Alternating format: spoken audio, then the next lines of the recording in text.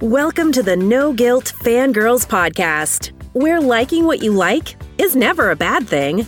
Here's your host and head fangirl in charge, Patty Holiday.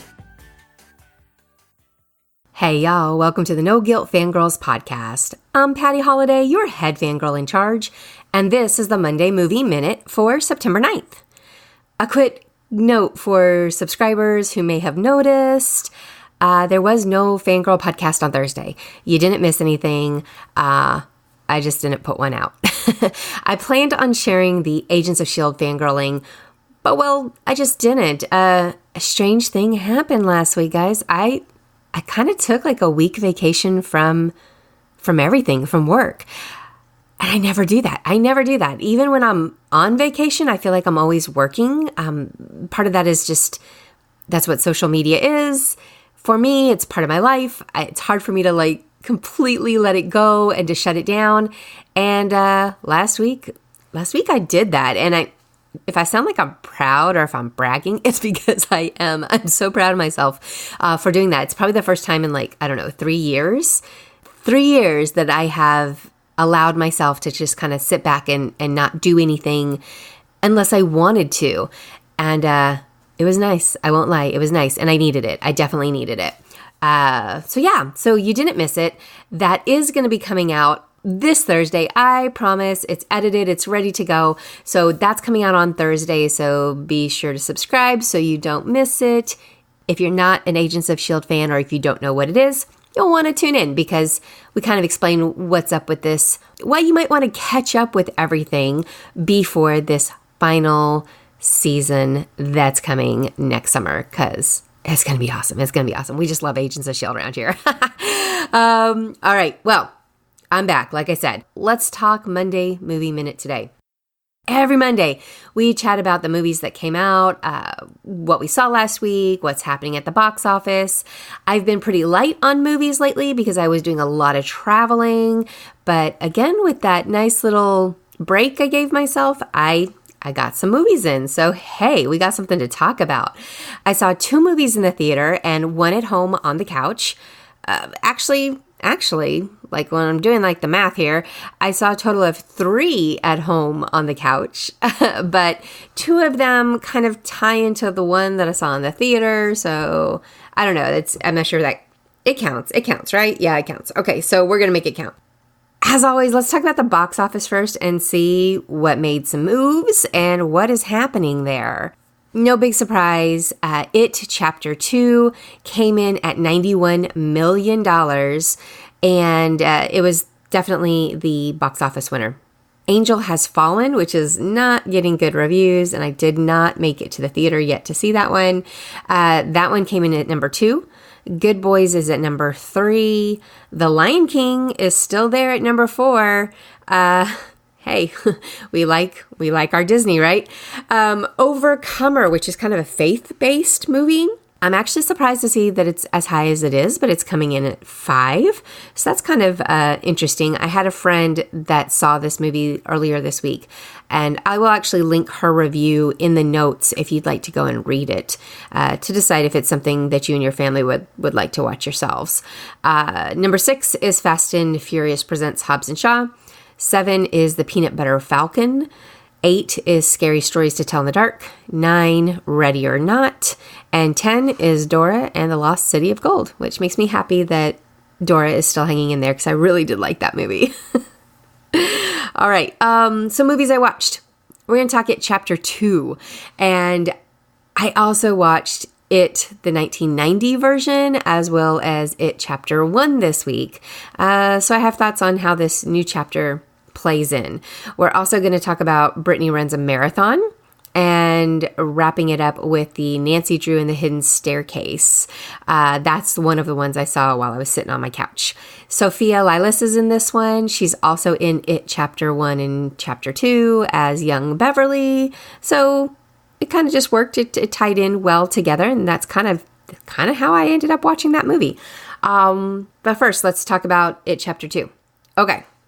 This is picking up where Chapter 1 left off, and that means that the Losers Club answers the call. They come back to fulfill their pledge to return to Derry, Maine, because the evil of it has returned. This is 27 years after the experiences in It Chapter 1. And, the losers, they are far from losers anymore. They actually have all gone on to achieve some different levels of success. Not so much in their personal lives, but definitely in their work, and they all seem to have money, and things seem to be looking well for them on that level. Now, they don't remember a lot from Derry, but they do reconvene, and the memories start coming back to them once they're back in that Derry bubble. And Pennywise the Clown is back. It's terrorizing the town, and they had promised that if this should happen, they would come back and do something about it. Before I get into Chapter 2, though, I want to talk a little bit about how I went into this movie.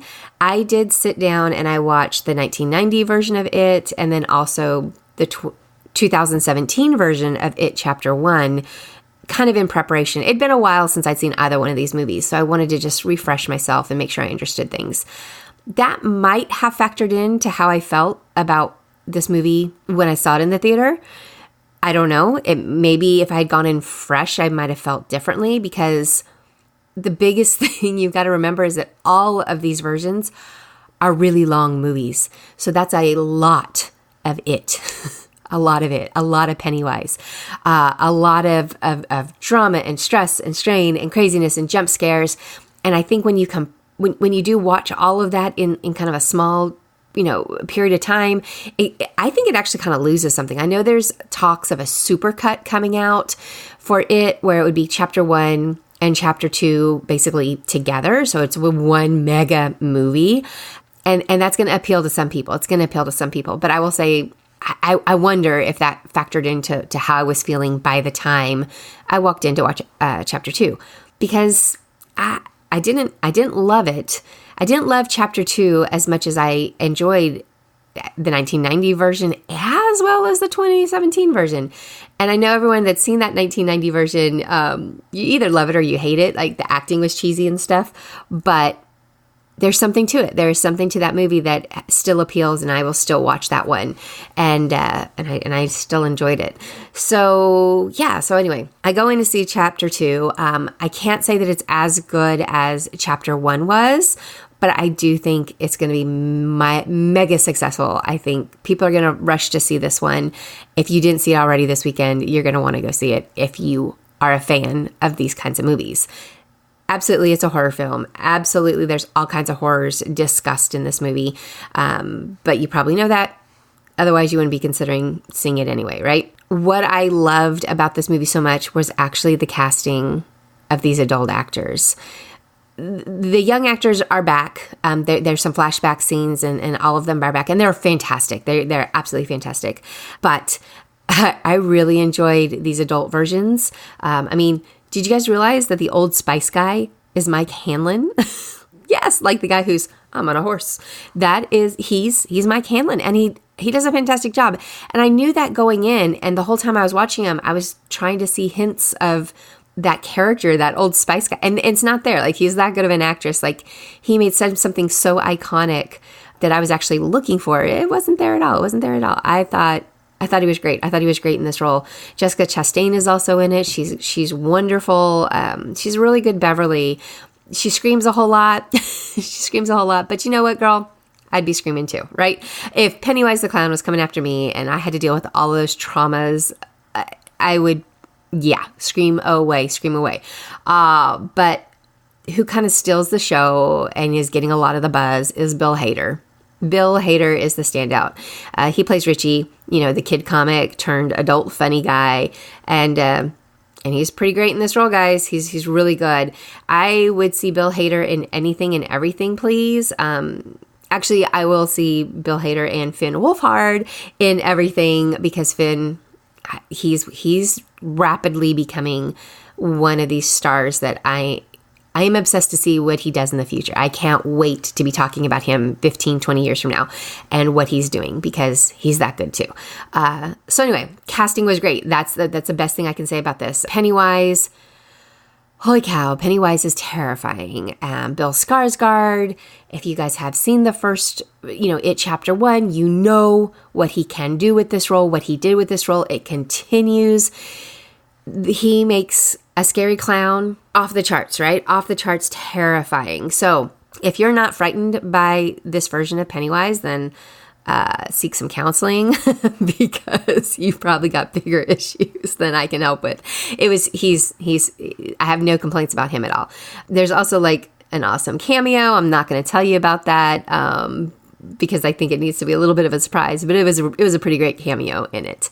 Now, what I didn't like about It Chapter 2, just to be clear, I didn't hate the movie. I can't say I loved it. I will edit that. I can't say I loved it. I liked the movie, okay? Let's put it that way. That was the level that I was at. Again, it might have been because I was kind of outed. I was out of it. I was over it. I don't know. By the time I went and saw this, I'd seen a lot of it in a short period of time. Maybe that factored in. But yeah, the movie was just, it felt extremely long to me at this point. And I felt like every minute of it. It was slow in some places. The pacing is even. To be honest, it's pretty even, but there's just like a whole section where the kids go and the adult kids have to go and find something that they hid from their past. And so each one of them goes to do that, and you follow each one of them doing that separately. And it feels kind of disjointed. It doesn't feel like it ties with the rest of the movie. So that was just this big chunk of movie that was important and needed. But at the same time, it was slow and it was long, and I was ready for them all to get back together again. Okay. Also, the manifestations, I can say this, the manifestations of it were crazy and creepy, but there's something I think that when we're using so much CGI, we kind of lose what used to, I don't know, I knew it was CGI, if that makes sense. I wasn't completely scared because I knew that it was fake. I don't know if I can explain that better. An example of something that still haunts me and still bothers me to this day is another Stephen King movie. Remember The Shining, and where that woman who's in the bathtub like sits up out of the bathtub and she's all gross and nasty and everything like that still terrifies me to this day. And I feel like that's because it was real. Like it felt like it was real, and it felt like it was a real actor doing that, where all of this I know is computer generated because of what these manifestations are doing. And so there was something there that was breaking through that wall for me, and I wasn't able to, totally buy into it and be scared of it. So, and there's a lot of manifestations. There's a whole lot of them. So I don't know. I was a little bit more bored at times than I was worried when a new one came on screen. And I know that's not what it wanted to do. I know It Chapter 2 wanted you to be on the edge of your seat the entire time. And it didn't do that for me. Overall, I liked the movie enough. I felt it was a satisfying sequel to Chapter 1. If you are a fan of horror movies, you're going to like this one. It's definitely one of the top horror movies that I saw over the summer. So it's good. It's good. The ending totally got me. And again, I'm not going to, spoil anything for anybody, but I was surprised after going through this very long movie how at the end it pulled me back in. I had tears. I had some feelings. I had all this awesome stuff going on. So yeah, it's a satisfying conclusion to the It story. There were some shades of things like Stand By Me, which is one of my all-time favorite Stephen King novels adapted to movies ever. This nostalgia of reading Stephen King for the first time when I was a kid, because I was totally into his books. It was there, and that was kind of wrapped up there at the very end, and I appreciated a lot of it. Now, parents. If you have teens like I have teens, then they're asking to see this movie. And I will tell you this. If they've seen It Chapter 1, they can see It Chapter 2. Okay? So let's start there. If you've already allowed them to see those kind of movies, or they've already seen that first one, then this is on par with the level of violence that you can expect. So there's nothing really crazy or new there. I can say that they took a lot of things out of the book that I am very happy to see were removed from the book, and we didn't see it on screen. It toned things down a little bit. And in that sense, I personally would let my 14 and 16-year-olds go see this one, They want to. They haven't yet, but they've also seen It Chapter 1. So in general, do your kids need to see It Chapter 2? No, they do not. Absolutely do not. There's a lot of language in it. It's, blood and killers, and there, the whole premise of it is that he's preying on children, and, it's not something that any child really needs to get into or really needs to see. But again, if they've already seen the ones before, this isn't that much of a difference. There is an attack of members of the LGBTQ community, as well as domestic violence situations between Beverly and her husband, and then some alluded to child abuse from Beverly and her father. We don't see a lot of that particular scenario happen on screen, but it's alluded, it's there. You'd pick up on it. A kid would pick up on it. So be warned that there are some of those very heavy real life horrors discussed in this movie. So, again, can't say that's family friendly or kid friendly, but if you want to know on what level it is, it's very much on par with what you saw in the first It. Okay. All right. Next up, I watched Brittany Runs a Marathon. And this is probably my personal favorite movie of the year so far. And I am completely surprised at how much I love this movie. But it's personal, and I think that's why. Like, if you are not a runner and you go see this movie, you're probably going to be like, it was fine, but I don't understand like the big hang up. For me, I think it was the connection of what I saw in Brittany and my own experience as a quote unquote non-traditional runner, which is the polite term for being a fat or overweight runner. If you've had conversation with non-runner friends or family where they question basically why you're running or why you're doing this, they ask you things like, well, what was your time? When you're not worrying about time, you're doing it for other reasons and other motivations. When they're questioning why you're turning down going out the night before your big long run the next morning, like they don't understand why you're making these choices. If you've had those kind of discussions, if you've thought about running a marathon, if you've ever run a marathon, this is a movie that I think you're going to find some truths to it and some things that appeal to you there. It was really well written. Definitely somebody who either was a runner or knows a runner well put this together, because there was a lot of things where I was like, yes, that happens all the time. Like it rings true. It rings true. At least in my experience and how I entered the running community and became a runner myself. Yeah, I mean, I just made so many of my current friends through the running community that I could see that development as it happened with Brittany, as she started making these friendships and these connections. And then when she pushes them away, I was like, no, girl, those are your people. You need them in your life. And it's like I said, just a lot of truth to this one in some ways. The plot here is that Brittany is a 20-something, almost 30-something. She does not have her life together at all. She's very smart, very funny, but she's floundering in pretty much all aspects of life. She's not doing anything near what she planned to do with her life as far as a career is concerned. She's got a roommate that's kind of toxic for her. She is allowing her health to completely fall apart after a visit with her doctor, where she actually goes in trying to score some Adderall, guys, because Brittany is not a good person. Let's just be clear. Brittany is not a good person. But she goes to try to do this, and her doctor basically lays out to her that she's got some health issues that she needs to address. She's scared enough that she does something else that's very scary. She goes to a gym and discovers how expensive a gym membership is. And she's broke as a joke. And she's like, I can't afford a gym, but the sidewalk, yeah, that's free. Outside is free. I'm going to go and try this. So she takes that terrifying first step out the door and makes herself run 1 block. 1 block turns into a mile, turns into 2 miles, and then a 5K. And she ends up, bonding with some fellow runners that she's met in this running group. And long story short, they end up deciding that they want to run the New York City Marathon. Like, that's their big stretch goal.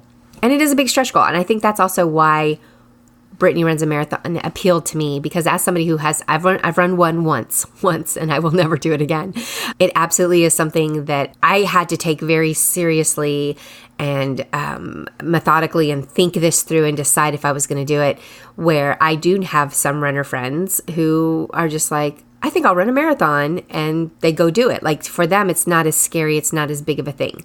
For Brittany, for me, it was terrifying. It was a whole thing. It was a whole thing, but it was also something that I'm really excited and really proud to say I did, right?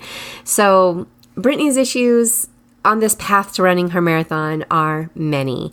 And I don't know, I guess that's why I felt like she was relatable. Even if her issues didn't mirror exactly mine, like I'm not saying Brittany and I are mirror images of each other, because I am not, I hope, as terrible a person as Brittany is. But it was one of those moments where it was like, yep, we all have our ish. We all have our problems. We all have the things that we have to work out, you know, in our past that affects things.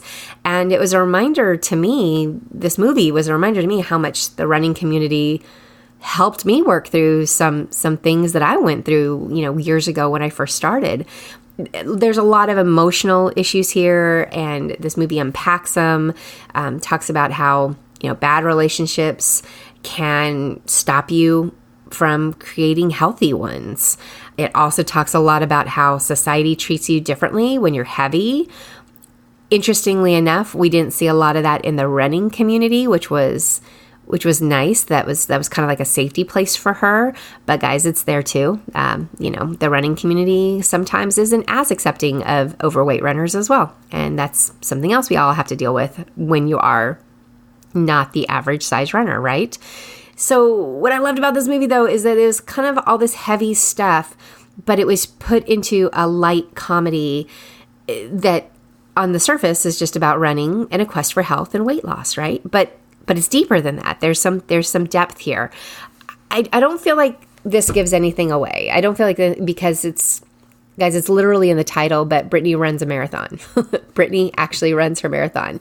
And when she ran her marathon, this is where the movie just completely grabbed hold of me, and I'm not letting it go. My favorite scene is when she shows up, and the way they filmed it and the way that you experience it through Brittany's eyes felt very real to me, very much like how I remember showing up and running my marathon. You have all kinds of levels of emotions happening before you start, and then as you're running these miles, all those emotions change and fluctuate, and they mess with your head. At one point, she is considering giving up, and spoiler alert, she doesn't. But it was a fantastic, very real way of looking at the running community and the struggles that people have, and doing this big scary thing and completing it when society might have told you that was a ridiculous idea for you to do, right? Anyway, it's really well written, well produced. Jillian Bell, who plays Brittany, is hilarious. I mean, she's so great. The whole cast is kind of wholesome and awesome, and you know, even though Brittany's a very messy girl, I still loved her. Now, I did take my teen daughter. She is 14, and in hindsight, as a parent movie review, I would say no. I would probably not have taken her to this one just yet. But in our case, she's very mature, so we were able to have some discussions on the way home. And it was, I don't know, maybe it was a little blessing in disguise. But if you're thinking of letting your kids go see it, just know there's a lot of sexual innuendo, a lot of sexual jokes. There is one scene of an unmarried couple in bed together having sex. It's obvious they're having sex. You don't have any nudity. You're not seeing naked body parts anywhere, but that's what's going on. So just be aware of that. The sexual situations, language, and it's all pretty much through the movie. Tons of language, tons. There's also drug use. You also see how it does not work for her. The drug use, the drinking, the poor habits that she's self-sabotaging herself with. It's clear, like the message is clear that this is not working for Brittany in her life. So while that's all there in the movie, it's also not glorified in any way, shape, or form. So if you do decide to let your teens go see this, and I would not let anybody under the age of probably 14. It is rated R, but if you're thinking what age can they see this, I'd say 14 and up is good. Then just know that nothing is glorified. It's definitely some lessons learned. One of the biggest issues that she has is self-sabotage and self-loathing of herself, and how that kind of like spiders out into all of her other relationships, and she causes harm to others by being the way she is. And that was clear, and even a teen is going to pick up on this, okay? Anyway, I loved it. Loved the movie. Thought it was fantastic on so many levels. Go see Brittany Runs a Marathon. It's out in theaters on Thursday. The last movie I saw, I was on the couch just looking for something kind of fluffy to watch in the background while I did some work. And I landed on Nancy Drew and the Hidden Staircase. This came out in March of 2019, and it was in the theaters very briefly. But guys, this was a really good movie. This was adorable. If you are looking for something light and fun, if you read the Nancy Drew books as a kid, go and find this one. I found it on HBO On Demand on my cable service. I'm not sure where else it can be found right now. I haven't done that much of the research, but I gave this one 2 thumbs up for being purely entertaining. And it was fun. It was fun. Nancy Drew, the girl sleuth, has an awesome 2019 level makeover. She's skateboarding. She's tech savvy. She's pretty quick with a comeback to authority figures, but in a polite and can't argue with that kind of way. I loved it. I loved this update on the character, and I hope we see more, because I could see a potential series here. I have no idea if that's in the works or that's the plans. And with child actors, it's hard because they grow up so quickly. Sophia Lilas is perfectly cast in this, and it was produced by Ellen DeGeneres. So I hope we see more of this coming out later. But yeah, rated PG, parent movie review. Let your kids see it. It was fun. It was a good whodunit kind of thing, and I really enjoyed it. Really enjoyed it. And well, that's it for the Monday Movie Minute this week. I ended up having 2 movies that were kind of long and needed a lot of discussion to it, but I hope you'll see both of them. Now, don't forget, there is a new podcast episode coming on Thursday. That's going to be the Agents of S.H.I.E.L.D. show, and I do love me some Agents. I cannot wait to see what the final season brings us. So excited for that. That's not coming out till this summer. So if you haven't watched any of the Agents of S.H.I.E.L.D., you got time. You got time, guys. And that's why we're going to talk about this on Thursday, okay? Now, don't forget, subscribe, throw those 5-star reviews up there. It helps other fangirls find the show. Always, always appreciated by yours truly. And yeah, thanks for coming to the Monday Movie Minute today. Thanks for fangirling with me on the No Guilt Fangirls podcast.